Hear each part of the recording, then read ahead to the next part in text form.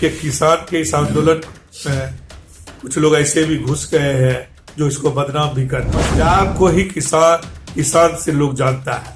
पंजाब ही सबसे बड़ा किसान का उत्पादक क्षेत्र रहा है हिंदुस्तान में। एमपी का कार्य ही एक अलग होता है।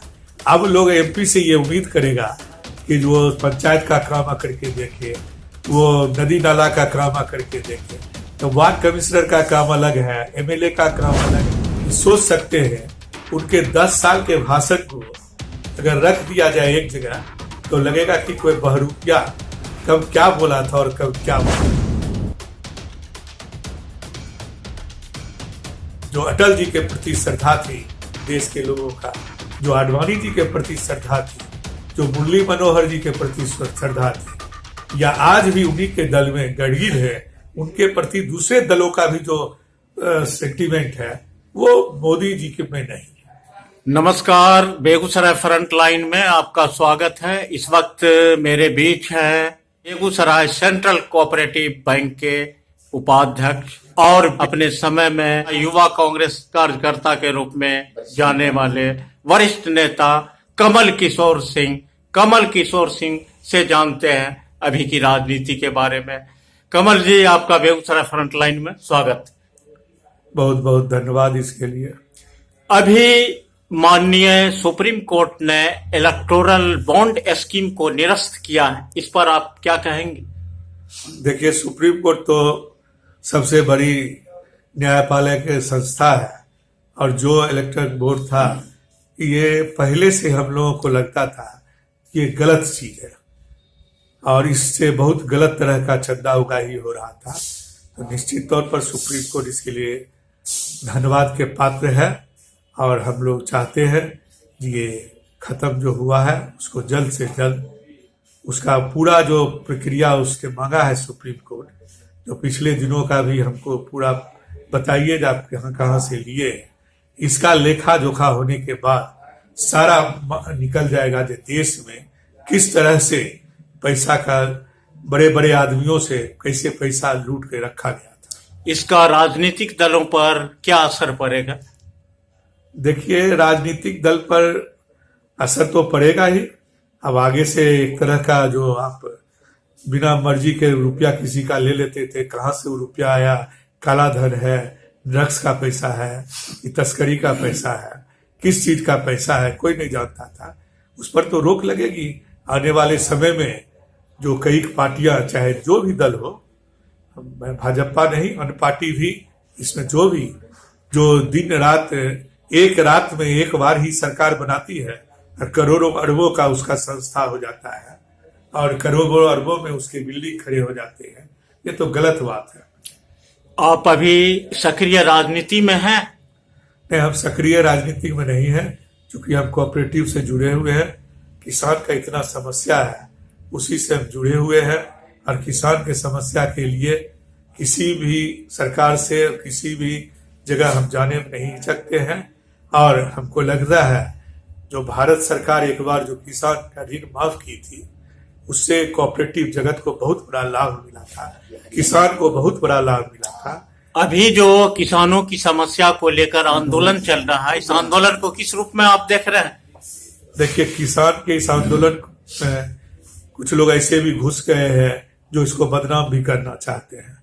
जैसे लोग बोलता है कि वहां पर बियर का बोतल मिलता है, वहां खाने की ये सुविधा मिलती है।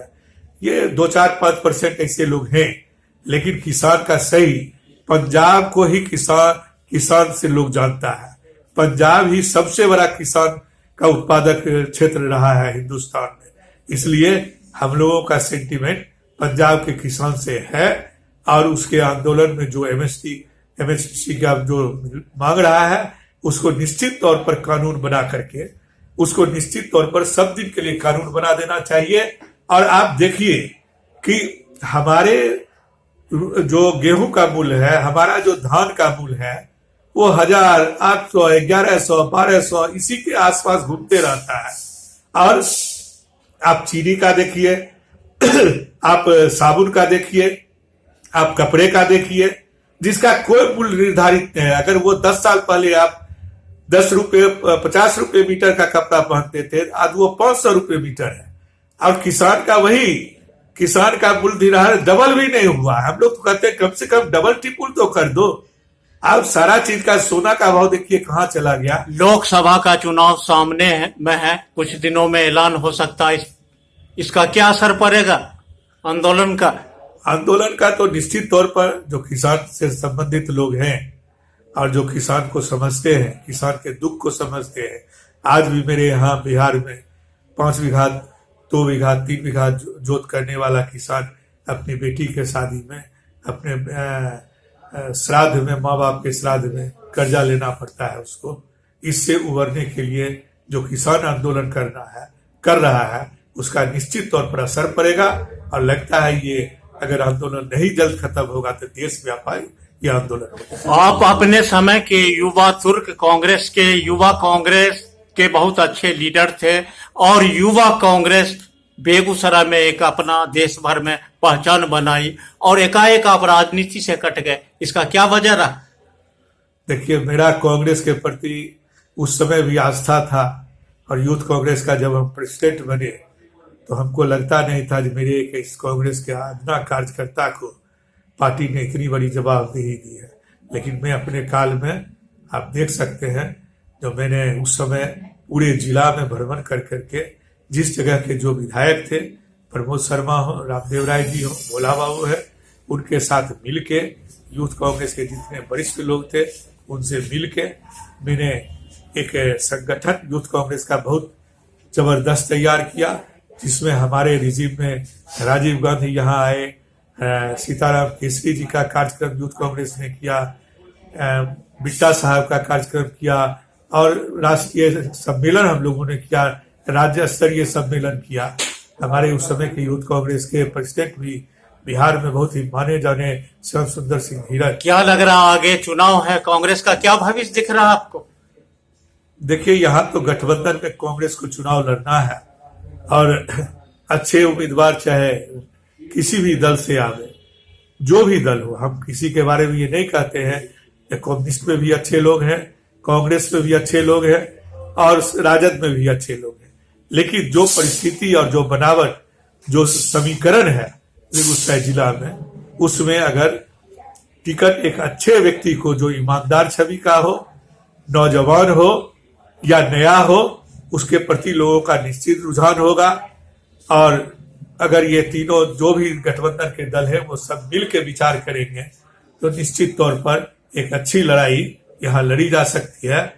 और जो मृत प्राय हो गई है कांग्रेस, जिसमें गुटबाजी खुल, क्या लग रहा है जो कांग्रेस अपनी दावेदारी पेश करेगी बेगूसराय लोकसभा से? निश्चित तौर पर बहुत कांग्रेस के हैं, बहुत सारे लोग हैं। अभी जिला अध्यक्ष ही सार्जेंट सिंह है, अनिल कुमार सिंह है, यूथ में हमारे बिहार यूथ कांग्रेस के अध्यक्ष रामदेव राय जी के लड़का है। हम लोगों के ही ऐसे अपना कार्यकर्ता को अगर कांग्रेस देखेगी तो सहकारिता में 2530 साल से मैंने सहकारिता का अच्छा काम किया है और बिहार में नंबर 1 मेरा सहकारिता है। लेकिन हमारा कोई बहुत ज्यादा इसमें ये नहीं है जो हमको ही दे, नहीं तो हम विरोध करेंगे। ऐसे ही एक अच्छे कर्मठ कार्यकर्ता को ही दे। नेता तो बहुत चुनाव लड़ते हैं। बेगूसराय लोकसभा से अब तक स्थानीय 2 ही सांसद बन चुके हैं, मथुरा मिश्र जी और भोला बाबू।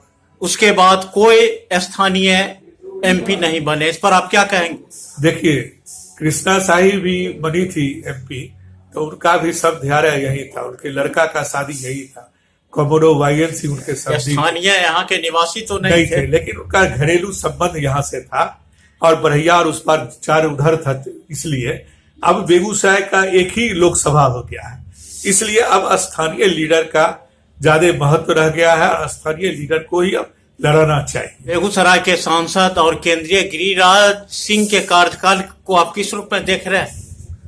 देखिए, जो भी एमपी होता है, हम जिस समय कृष्णा शाही एमपी थी और मंत्री भी थी, तो ये एमपी का कार्य ही एक अलग होता है। अब लोग एमपी से ये उम्मीद करेगा कि जो पंचायत का काम आकर के देखे, वो नदी नाला का काम आकर के देखे, तो वार्ड कमिश्नर का काम अलग है, एमएलए का काम अलग है। और संवैधानिक जो काम होता है, जो नया संवैधानिक काम हो या जो राज्य स्तरीय पर, देश स्तरीय पर हो, उस तरह के कामों में गिरिराज सिंह अगर अच्छे काम किए होंगे तो उनको भी क्या लग रहा है इस बार बदलाव का संकेत है? तो लोग गिरिराज सिंह को बहुत पसंद नहीं कर रहे हैं।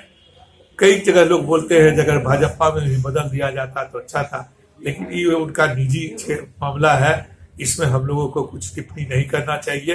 भाजपा जिसको टिकट दे, गिरिराज जी को दे, जिसको भी दे, हम लोग जाने, भाजपा जिसको लड़ाएगा वो जाने।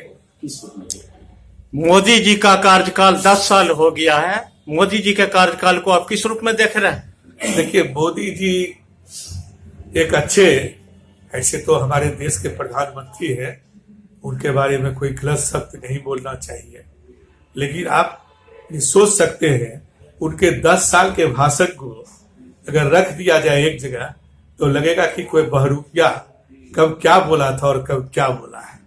ऐसे मोदी जी का बहुत अभी नाम है, जब तक चला चला रहता है तो छोटे भी लोग जब चलेमान हो जाते हैं तो कहते हैं हम हैं।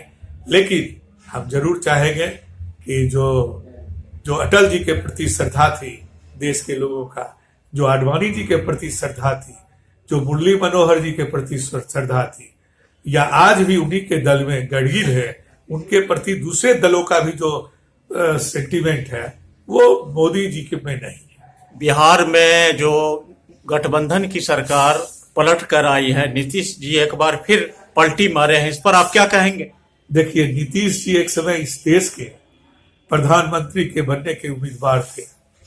इससे पहले भी जब वो राजद में आए थे या शुरुआती दौर में जब वो समाजवादी थे, तो समाजवादी विचारधारा से और हम लोगों का भी वही जो विचारधारा थोड़ा मिलता जुलता हुआ है। लेकिन नीतीश जी कैसे चले गए, क्यों चले गए, ये हम नहीं जानते हैं, लेकिन नीतीश जी खुद दल बदल के तो अपने बर्बाद हुए ही और दूसरे को ही ले डूबेंगे। चलिए, अभी हमसे बात कर रहे थे द सेंट्रल कोऑपरेटिव बैंक के उपाध्यक्ष, सामाजिक कार्यकर्ता कमल किशोर जी से हमने राजनीति, सामाजिक और बहुत राजनीतिक बिंदुओं पर बात की। इन्होंने खुलकर अपनी विचार दिया। देखते रहिए बेगूसराय फ्रंटलाइन। मिलते हैं अगली वीडियो में। धन्यवाद।